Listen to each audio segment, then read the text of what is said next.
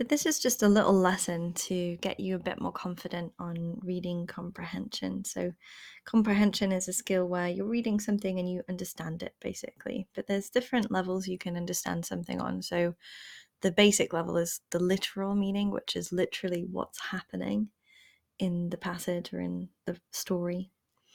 And then there's also more of a deeper meaning, which we call the implicit meaning. So implicit means suggested or hidden. And that's where you're engaging a bit more deeply with the themes and ideas and the sort of more deep stuff, basically, of the text. So this is just a fun comic extract. It's from a story by P.G. Wodehouse, who I love. He's great.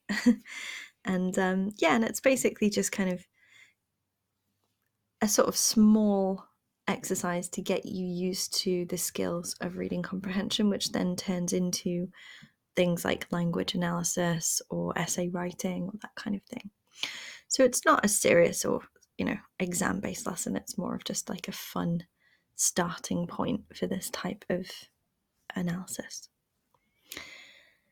Yeah, so we have a character who is called Worcester. That's his surname.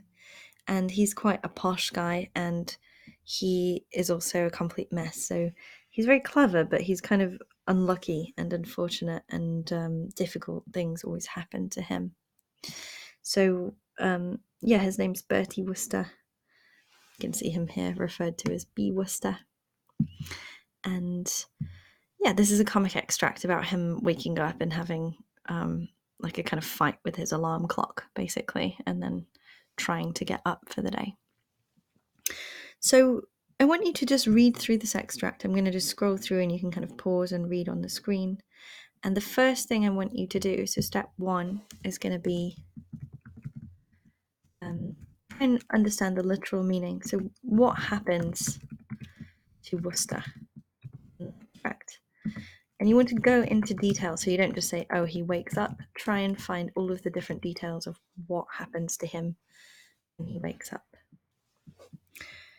I'm going to scroll through and you guys can just kind of read in your own time. Feel free to pause the video and read through as much as you need.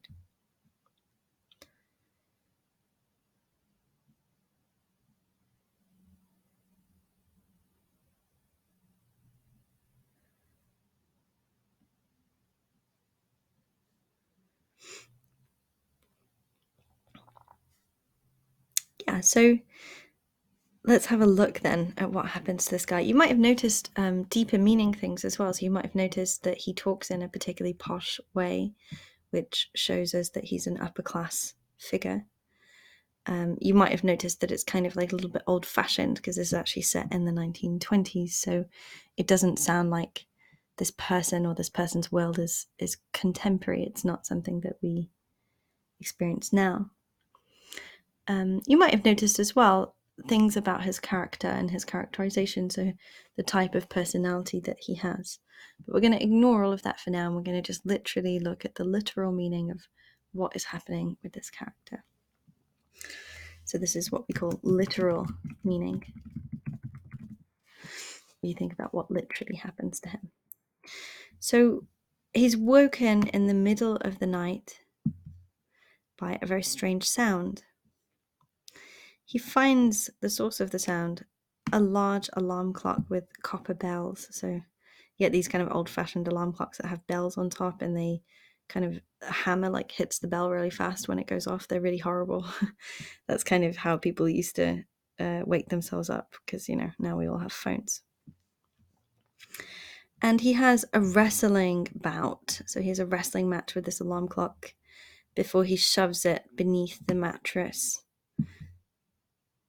He's panting and lightly perspiring, which means sweating.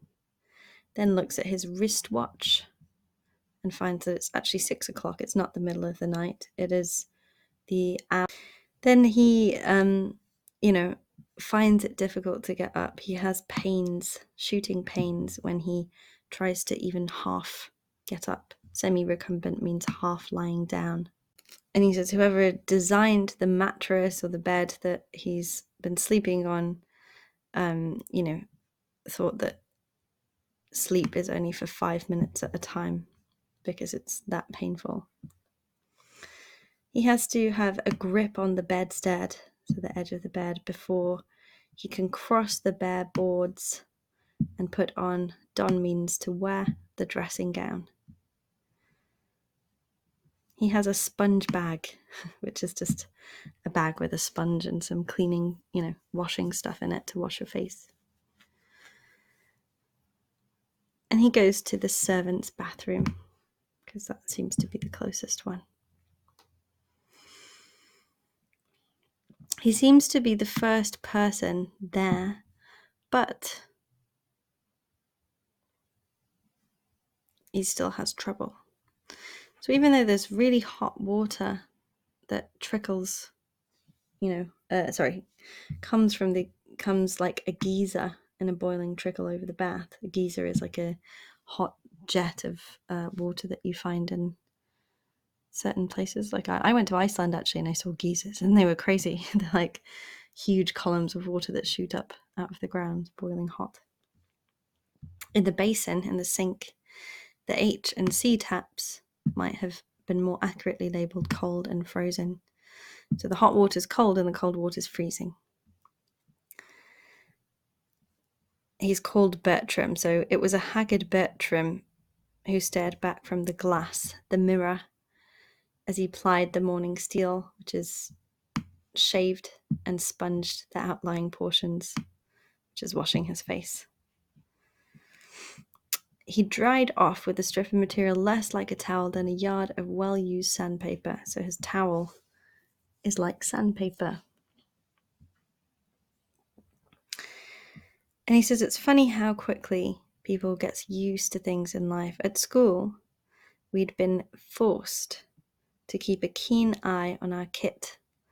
So at school, they were forced to always know at all times where their equipment was, or where their kit was, and know where the socks, grey 6 pairs, and footer bags, navy blue 2 pairs, were to be found. And now he's quite vague in such matters. So he was organised once when he was at school about his clothes and where they were, but now he had no idea. He has to try and dress himself in the uniform of a gentleman's personal gentleman, which is an assistant to a gentleman. And he finds it quite difficult to dress that way. Eventually, he manages to get all his clothes on.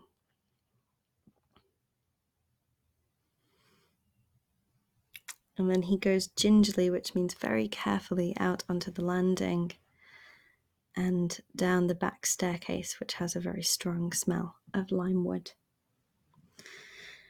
So basically all this guy does is he gets up, but every single step of waking up is excruciatingly difficult and painful for him, which is what makes it comic writing. So it's a kind of writing that we would call slapstick.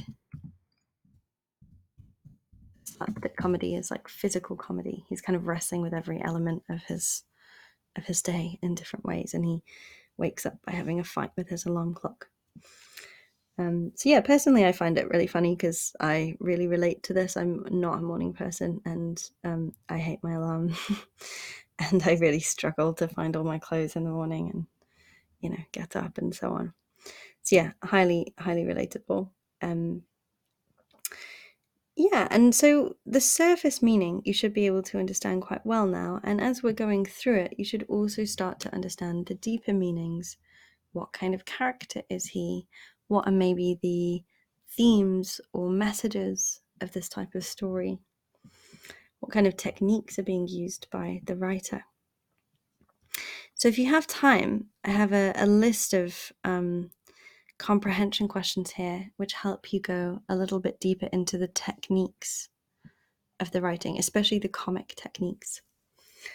I'd recommend you kind of, just spending maybe like 10 minutes or so you might think about, what do we learn about Worcester's world? because he describes in detail his day, the rituals required of him, the different things that are going on in his life. You might think about, what kind of opinion do we have of him? Do we like him, dislike him? Why? Can you relate to him or not? If you're a morning person, you probably can't relate to him. You might not like him because he's very posh and he seems to have quite a privileged life. Or you might really like him because he seems kind of like he's struggling and he's sort of like, in some ways, a normal person. Like, he's not very neat and organized. He's not very good at doing the things he's supposed to be doing. So you can think about, like, how relatable or unrelatable is he as a character.